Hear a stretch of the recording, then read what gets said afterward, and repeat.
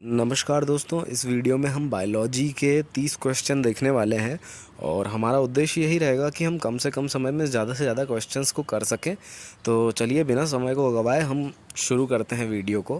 पहला क्वेश्चन है, निम्न में से कौन मूत्र में असामान्य घटक है? एल्ब्यूमिन, यूरिया या केरोटीन? तो इसका सही उत्तर हो जाएगा एल्ब्यूमिन, क्योंकि एल्ब्यूमिन जो है ये मूत्र में होता है और ये असामान्य घटक होता है। इसके बाद अगला प्रश्न है, मानव शरीर में पेशियों की संख्या कितनी होती है? 365 या 665? तो इसका सही उत्तर हो जाएगा 665, क्योंकि मानव शरीर में जो मसल्स होती है, पेशियां होती है, वो 665 होती है। इसके बाद अगला प्रश्न है हमारा, मनुष्यों में पुनः स्थापित होने वाले दांतों की संख्या कितनी होती है?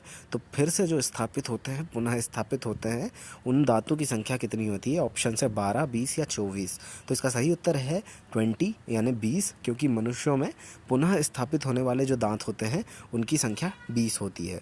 इसके बाद अगला प्रश्न है हमारा, मानव शरीर में कुल कितने कशेरुकी खंड होते हैं? तो कशेरुकी खंड कितने होते हैं ये पूछ रहा है। ऑप्शंस है 36, 23 या 33। तो इसका सही उत्तर हो जाएगा 33, क्योंकि मानव शरीर में कुल कशेरुकी जो खंड होते हैं वो 33 होते हैं। इसके बाद हमारा अगला प्रश्न है कि हमारी अस्थियां तथा दांत सामान्यतः किसके बने होते हैं? तो हमसे पूछ रहा है कि जो हमारी अस्थियां होती है और जो दांत होते हैं वो किसके बने होते हैं। इसके ऑप्शंस हैं क्लोरोपेप्टाइड या ट्राइकैल्शियम फॉस्फेट। तो जो हमारे दांत और जो अस्थियां होती है, जो हड्डियां होती है हमारी, वो ट्राइकैल्शियम फॉस्फेट की बनी होती है। तो इसका सही उत्तर हो जाएगा ट्राइकैल्शियम फॉस्फेट।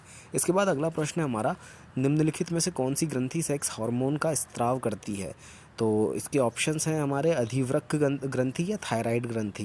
तो सेक्स हार्मोन का जो ग्रंथि जो हमारा स्त्राव करती है उसका नाम होता है अधिवृक्क ग्रंथि। तो इसका सही उत्तर हो जाएगा अधिवृक्क ग्रंथि। इसके बाद अगला प्रश्न है हमारा, पीयूष ग्रंथि मानव शरीर में कहाँ उपस्थित होती है? तो पीयूष ग्रंथि कहाँ पर उपस्थित होती है ये पूछ रहा है हमसे। ऑप्शन है फेफड़े में, मस्तिष्क के नीचे या हृदय के नीचे। तो मस्तिष्क के जो नीचे जो ग्रंथि मौजूद होती है उसको पीयूष ग्रंथि बोलते हैं। तो इसका सही उत्तर हो जाएगा मस्तिष्क के नीचे। इसके बाद हमारा अगला प्रश्न है कि मानव शरीर की सबसे बड़ी मिश्रित स्त्रावी ग्रंथि कौन सी है? तो मानव शरीर की सबसे बड़ी मिश्रित स्त्रावी ग्रंथि पूछ रहा है। इसके ऑप्शन है अग्नाशय, यकृत या थाइमस। तो इसका सही उत्तर हो जाएगा थाइमस, क्योंकि जो मानव शरीर की सबसे बड़ी मिश्रित स्त्रावी ग्रंथि है उसका नाम है अग्नाशय। इसके बाद अगला प्रश्न है हमारा, निम्न में से कौन सा पुरुष सेक्स हार्मोन है?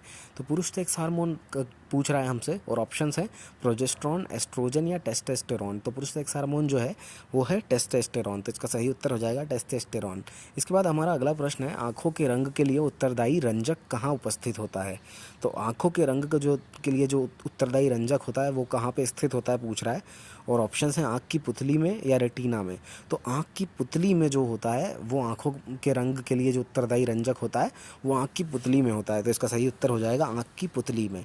इसके बाद अगला प्रश्न है, कौन सा रंजक मानव शरीर को रंगत प्रदान करता है? तो मानव शरीर को रंगत प्रदान करने वाला हमसे रंजक पूछ रहा है और ऑप्शंस है मेलानिन और एंथोसाइनिन। तो इसका सही उत्तर जो है वो है मेलानिन, क्योंकि मेलानिन जो है ये मानव शरीर को रंगत प्रदान करता है। इसके बाद अगला प्रश्न है, मानव शरीर में अवग्रह वृहदांत्र किसका भाग है? अवग्रह वृहदांत्र पूछ रहा है हमसे और पूछ रहा है वो किसका भाग है। तो इसका ऑप्शंस है छोटी आंत या बड़ी आंत। तो जो अवग्रह वृहदांत्र है वो बड़ी आंत का भाग होता है। तो इसका सही उत्तर हो जाएगा बड़ी आंत। इसके बाद अगला प्रश्न है हमारा, इनमें से पौधे की कौन सी संरचना प्रक्षेपण के लिए उत्तरदायी है? प्रक्षेपण के लिए उत्तरदायी पूछ रहा है हमसे और ऑप्शन है छाल या रंध्र। तो पौधे की जो संरचना छाल होती है, जो छाल होती है वो हमारे प्रक्षेपण के लिए उत्तरदायी होती है। तो इसका सही उत्तर हो जाएगा छाल। इसके बाद अगला प्रश्न है हमारा, शैवाल की कोशिका भित्ति किसकी बनी होती है?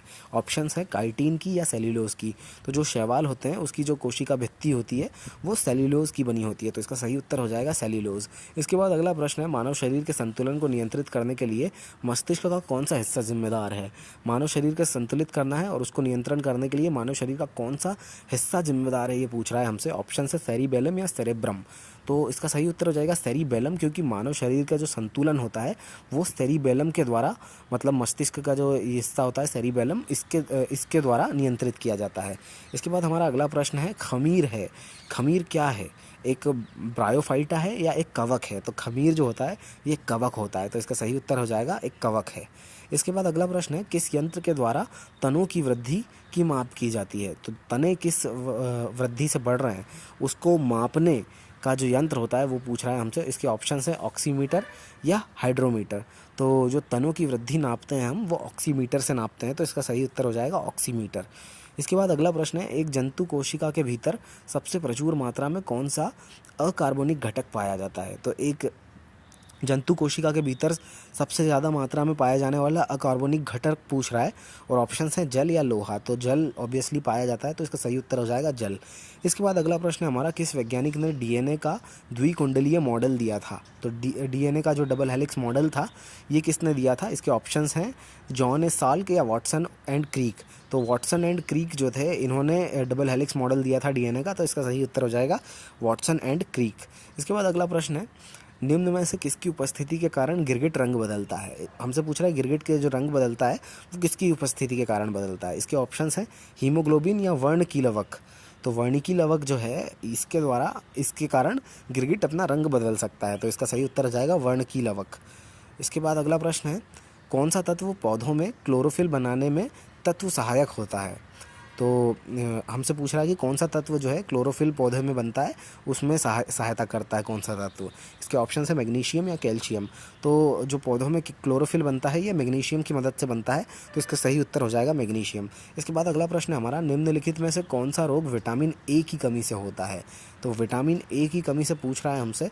इसके ऑप्शन है वर्णांधता या बालों का झड़ना। तो इसका सही उत्तर हो जाएगा वर्णांधता, क्योंकि वर्णांधता जो होती है ये विटामिन ए की कमी के कारण होती है। इसके बाद अगला प्रश्न है, श्वेत रक्त कणिकाएं यानी डब्ल्यूबीसी का मुख्य कार्य क्या होता है? इसके ऑप्शंस हैं कार्बन डाइऑक्साइड परिवहन करना या रोग प्रतिरोधक क्षमता को बढ़ाना। तो डब्ल्यूबीसी का जो मेन काम होता है वो होता है रोग प्रतिरोधक क्षमता को बढ़ाना, तो इसका सही उत्तर हो जाएगा रोग प्रतिरोधक क्षमता को बढ़ाना। इसके बाद अगला प्रश्न है हमारा, निम्नलिखित में से कौन सा रोग वायु के द्वारा फैलता है?